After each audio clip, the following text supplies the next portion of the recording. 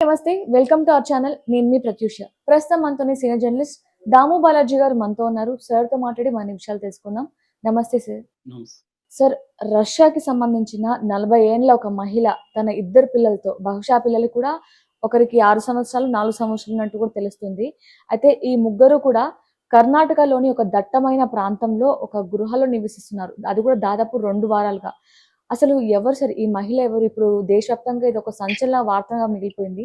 అసలు వాళ్ళు ఈ 2 వారాల వరకు అసలు తిండి, నీళ్లు అవన్నీ కూడా ఎలా దొరికాయంటారు? ఇప్పుడు ఇది నిజంగానే సంచలనంగా మారింది. ఒక రష్యన్ మహిళ అక్కడ తన ఇద్దరు బిడ్డలతో అడవిలో ఉండడం. మొన్న ఏమైందంటే అక్కడ కొండ చర్యలు విరిగి పడుతున్నాయన్నమాట ఆ ప్రదేశంలో. ఆ కొండ చర్యలు విరిగి పడుతుంటే పోలీసులు సెక్యూరిటీ కోసం అక్కడ బీట్ అంటారు గదా! అలాగా గస్తీ తిరుగుతున్నారు.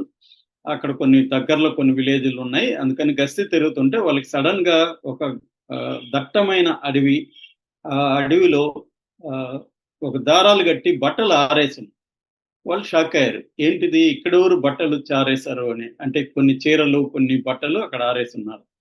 అది చూస్తే గుహ లోపల ఒక రష్యన్ మహిళ, అంటే వీళ్ళకి రష్యా అని అప్పటికి తెలీదు. ఒక ఫారిన్ మహిళ, ఇద్దరు చిన్న బిడ్డలు, ఆహ్, పాపలు. 6 ఏళ్ల పాప, 4 ఏళ్ల పాప ఉన్నారు. వీళ్ళు షాక్ తిన్నారు. ఆమెతో మాట్లాడిచ్చారు. ఆమె సరిగ్గా మాట్లాడట్లేదు. మొత్తానికి కాసేపు ఆహ్, కుస్తీ పడినాక వాళ్ళు ఆమెని పట్టుకొచ్చారు బయటికి. సో, అసలు ఏంటి ఇది? ఆమె ఎవరు? ఆమె ఎలా ఉన్నిందక్కడ? అసలు ఆమె ఇండియాలో ఎప్పటినుంచుంది? ఆహ్, ఎందుకుంది? ఈ విషయాల గురించి ఇప్పుడు మాట్లాడదాం. ఇదేందంటే రామతీర్థ హిల్స్ అంటారు. గోకర్ణ. మనం చాలా మంది వినుంటారు. మన గోవా అటువైపే గోకర్ణ గూడా ఉంటది. ఈ గోకర్ణ దీన్ని ఆహ్, కుంట కుంటా తాలూకా అంటారు కర్ణాటకలో. ఈ కుంటా తాలూకాలో గోకర్ణ అనే ఒక టూరిస్ట్ ప్లేస్ ఉంటది. గోకర్ణ బీచ్ గూడా వెరీ పాపులర్ అన్నమాట. ఆ గోకర్ణకి దగ్గరగా రామతీర్థ హిల్స్ అంటారు. ఇది దట్టమైన డెన్స్ ఫారెస్ట్ అన్నమాట. Thick forest. స్టీప్ స్లోప్స్ ఉంటాయన్నమాట. ఆహ్, లోయలు, కొండలు అలాగుంటాయి. ఇది టెర్రైన్ చాలా డిఫికల్ట్ టెర్రైన్. అక్కడికి పోవడం గూడా చాలా కష్టం అన్నమాట. అక్కడ ఈ కొండ చర్యలు విరిగిపడడం అవన్నీ కూడా జరుగుతుంది. ఇప్పుడు వర్షాకాలం అక్కడ. అట్లాగే పాములు గూడా అక్కడ ఎక్కువని జెప్తున్నారు. వైల్డ్ లైఫ్ కూడా అక్కడ రకరకాల అడవి జంతువులు గూడా అక్కడ బానే తిరుగుతున్నాయని జెప్తున్నారు. అలాంటి ప్లేస్‌లో ఒక మహిళ ఇద్దరు చిన్న బిడ్డల్ని, అది గూడా 6 ఏళ్ళు, 4 ఏళ్ల బిడ్డల్ని పెట్టుకొని అక్కడ 2 వారాలుగా ఉన్నట్టుగా వీళ్ళు పోలీసులు తేల్చారు. ఆ తర్వాత వీళ్ళు ఫస్ట్‌లో డాక్యుమెంట్స్ అడిగితే కూడా ఆమె ఇవ్వలేదు. దానికి వీళ్ళు పోలీసులు విచారించి డాక్యుమెంట్స్ అవన్నీ బయటికి తీశారు. ఆమె పేరు నేనా కుటీనా అని చెప్తున్నారు. పాస్‌పోర్ట్‌లో ఉంది. కానీ ఆమె ఇండియాకొచ్చినాక మోహిని అనే పేర్లు.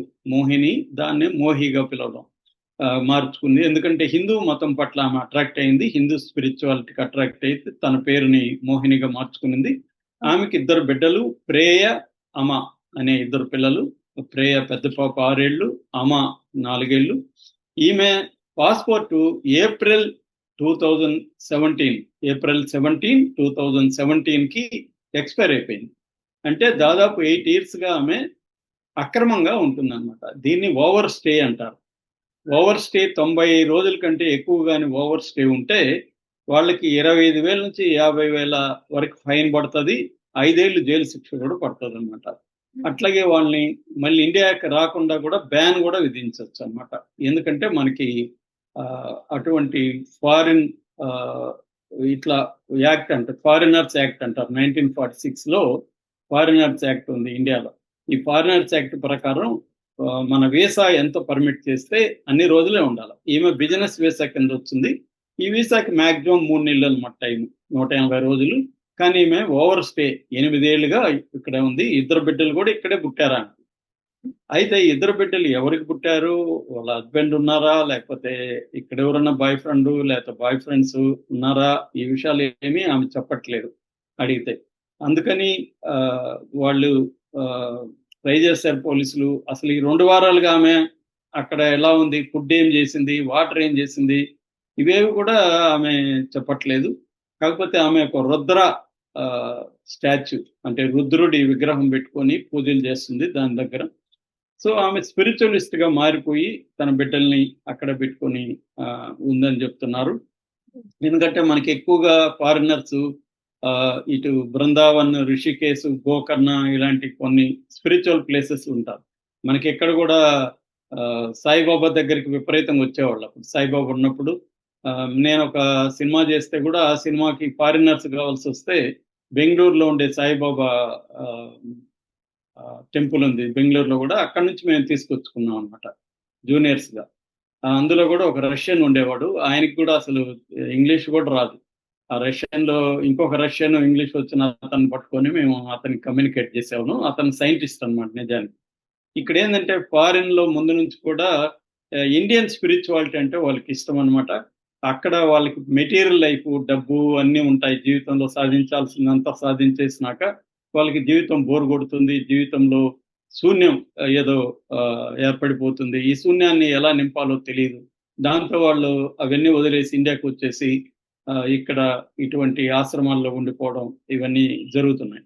ఈమె కూడా అలాగే వచ్చిందని చెప్తున్నారు. ఈమెకు కూడా ఇక్కడికొచ్చినాక ఈ శైవ సిద్ధాంతాలు బాగా నచ్చాయని, ముఖ్యంగా రుద్ర సంబంధించిన ఫిలాసఫీ ఆమెకు బాగా నచ్చేసి, ఎందుకంటే మన ఇండియాలో అద్వైతం కూడా వెరీ పాపులర్. అద్వైతం కూడా ఇదే చెప్తుందన్నమాట. అంటే జీవ జగదీశ్వరుడు మిత్ అనేది అద్వైతం చెప్తుంది.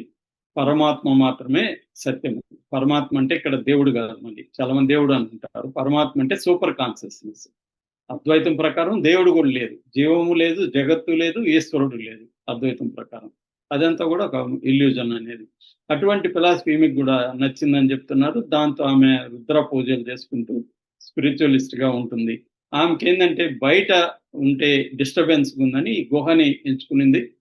మనం భయపడతాం కానీ ఆమెకి అవేం అనిపించలేదు.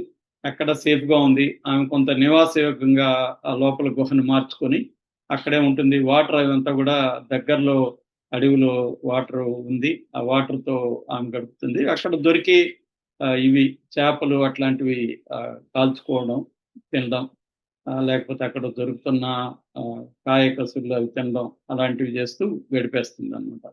పిల్లలు కూడా ఆమె లైఫ్‌కి అలవాటైపోయారు. అలాగా ఉంది. కానీ ఇది పోలీసులు ఒప్పుకోలేదు. Plus department of women and child welfare వాళ్ళు ఇలాంటివి సహించరు. ఎందుకంటే పిల్లల్ని తీసుకెళ్ళి అడవిలో ఇలా చేయడం ఇది కాబట్టి వాళ్ళు కూడా ఇంటర్వ్యూన్ అయ్యారు. మొత్తానికి ఇప్పటికీ ఆమెని యోగరత్న సరస్వతి స్వామీజీ ఆశ్రమం అని ఒక ఆశ్రమంలోకి తీసుకెళ్లారు. అక్కడ శంకర్ ప్రసాద్ ఫౌండేషన్ అని ఉంటదన్నమాట. బంకికోట్లని దగ్గరలో ఒక స్మాల్ టౌన్ ఉంటే అక్కడికి తీసుకెళ్లారు ఆశ్రమానికి. అక్కడి నుంచి ఆమెను గవర్నమెంట్ ఉమెన్ రిసెప్షన్ సెంటర్ తీసుకెళ్లారు. ఇక్కడ నుంచి ఆమెను బెంగళూరు తీసుకెళ్లే ప్రయత్నాలు చేస్తున్నారు. ఫారినర్స్ రీజనల్ రిజిస్ట్రేషన్ ఆఫీస్ ఉంటుంది అన్నమాట బెంగళూరులో. FRRO అంటారు. ఆ ఆఫీస్ కి తీసుకెళ్లారు. ఆల్రెడీ ఢిల్లీలో ఉండే రష్యన్ ఎంబసీని కూడా ఒక NGO ద్వారా పోలీసులు కాంటాక్ట్ చేశారు. వాళ్ళు కూడా కోఆర్డినేట్ చేస్తున్నారు. ఇప్పుడు ఈమెను రష్యాకు పంపించడానికి ఈమెకు వీసా ఇదంతా రిలీజ్ చేసి ఈమె మీద ఫైన్ ఏమి వేయకుండా రష్యాకి పంపించేయాలని, అంటే డిపోర్టేషన్ అంటారు, ఆ డిపోర్టేషన్ చేయాలని ఒక ప్లాన్ చేస్తున్నారు. అయితే దీనికి సంబంధించి కొన్ని హిందూ సంఘాలు అబ్జెక్ట్ చేస్తున్నాయి. ఎందుకంటే హిందూ సంఘాలు ఎప్పటి నుంచో కూడా ఈ మోడీ ప్రభుత్వం డిమాండ్ ఏం చేస్తున్నాయంటే ఫారిన్ నుంచి ఇలాగా స్పిరిచువలిజం, హిందూ మతం పట్ల లేదా సనాతన ధర్మం పట్ల అట్రాక్ట్ అయ్యి వచ్చే వాళ్ళకి మీరు కొన్ని లాంగ్ స్టేయింగ్ వీసాలు రిలీజ్ చేయాలి. అంటే కొన్నేళ్ల పాటు ఇక్కడే ఉండేట్టుగా వాళ్ళకి వీసాలు ఇవ్వాలి. లేదంటే వాళ్ళని ఓవర్సీస్ సిటిజన్షిప్ అంటారు, ఓసీఏ. ఇది మన పవన్ కళ్యాణ్ పిల్లలకు కూడా, రష్యా అన్నాలిజినో పిల్లలకు కూడా ఉందన్నమాట ఈ సిటిజన్షిప్. దీన్ని ఇవ్వాలి అని డిమాండ్ చేస్తున్నారు. ఎందుకంటే వాళ్ళు మన సనాతన ధర్మాన్ని ప్రపంచవ్యాప్తంగా ప్రచారం చేస్తారు కాబట్టి వాళ్ళకి ఇవ్వాలని ఉద్యమం అయితే నడుస్తుంది. కానీ మోడీ ప్రభుత్వం దీని మీద ఇప్పటి వరకు చర్య తీసుకోలేదు. ఆల్రెడీ కోవిడ్ టైంలో కూడా బృందావనం, రిషికేశు ఈ ప్రాంతాల్లో కొన్ని వందల మంది, అంటే బృందావనంలో 700 మంది, రిషికేశ్లో ఒక 1000 మంది ఫారినర్స్ దాని ఏమంటారు ఓవర్ స్టే ఉంటున్నారు. అంటే వాళ్ళు వీసా అయిపోయినా కూడా. ఎందుకంటే వీసా అయిపోతుంది, మళ్ళీ దాన్ని రెన్యువల్ చేయాలంటే విపరీతంగా డబ్బులు ఖర్చు అవుతున్నాయి. అందుకని రెన్యువల్ కూడా సాధ్యం కాకుండా చాలా మంది అక్రమంగా ఉండిపోతున్నారు. వాళ్ళకంతా మీరు లీగల్గా ఇవ్వండి అని డిమాండ్లు కూడా వస్తున్నాయి. ఈవెన్ ఇస్కాన్ వాళ్ళు కూడా మోడీ ప్రభుత్వాన్ని డిమాండ్ చేస్తున్నారు. ఎక్కువగా శైవ అండ్ వైష్ణవ కల్ట్రీకి సంబంధించి ఎక్కువ వీళ్ళు అట్రాక్ట్ అవుతున్నారనమాట. కానీ ఇప్పటి వరకైతే ఆ ప్రయత్నాలు జరగట్లేదు ఇండియాలో. Thank you sir.